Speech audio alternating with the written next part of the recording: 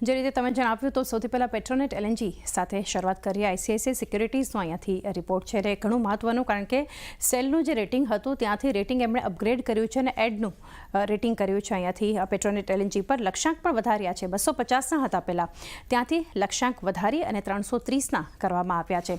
આ ઉપરાંત FY26-28ની અગર વાત કરીએ તો અહીંયા સ્થિતિ સુધરવાની આશા પણ બનતી તેઓ જોઈ રહ્યા છે. સાથે જ મહત્વનું છે કે એલએનજીના ભાવ જે સ્થિર આપણે જોઈ રહ્યા છીએ, જે સ્ટેબિલિટી આપણને પ્રાઇસમાં દેખાડી રહી છે, દહેજમાં જે એક્સપેન્શન થયું છે, આ બધા એવા ફેક્ટર્સ છે જે કંપની માટે ઘણા પોઝિટિવ ફેક્ટર્સ છે, એટલે એ ઘણું મહત્વનું રહેશે. હવે વાત કરીએ કેલેન્ડર યર 25ની, તો અહીંયા કોચી બેંગલુરુ લાઇનનું જે પૂર્ણ થવું એ ઘણું કંપની માટે એક પોઝિટિવ છે. આ લાઇન જે પૂરી થઈ છે એ ઘણું મહત્વનું છે, પોઝિટિવ છે કંપની માટે. અને પેટકેમ પ્રોજેક્ટથી રિટર્ન રેશિયો પણ એક મુખ્ય ચિંતા બતાવી રહ્યા છે. સાથે જોવા જઈએ તો ગોપાલપુર ટર્મિનલની વિઝિબિલિટીને લઈને પણ એક થોડી ચિંતા બતાવી રહ્યા છે. ઓવરઓલ જે છે ઘણું મહત્વનું, કારણ કે રેટિંગ પણ ચેન્જ કર્યા છે, સેલમાંથી એડ રેટિંગ તેઓ આપી રહ્યા છે. આ થઈ પેટ્રોનેટ એલએનજીની વાત. સાથે વાત કરીએ ગેલ પર, તો ગેલ પર જેફરીઝનો જે રિપોર્ટ આવતો દેખાડી રહ્યો છે એ પણ એના પર હવે નજર કરીએ તો હવેની બોર્ડ બેઠકમાં PNRGB યુનિફાઈડ ટેરિફ ઓર્ડર જે છે એ આપી શકે છે.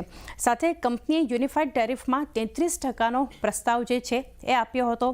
આ ઉપરાંત 10%નો ટેરિફ જે છે એ વધારો થવાની એક આશા હતી અને કંપનીને 20%ના વધારાની આશા બનતી જે દેખાડી રહી છે. અને એની સાથે જ વાત કરીએ તો 10%ના વધારાએ FY27માં ટ્રાન્સમિશન એબિટા 13%થી 26% જે છે એ વધી શકે છે. એક અનુમાન છે અહીંયાથી જેફરીઝ તરફથી. અને હાલના 8%ના જે ROCE છે એ વધી અને 10થી 12%, એટલે 8%થી વધી અને 10થી 12% રહેવાની પણ એક અપેક્ષા તેઓ જોઈ રહ્યા છે.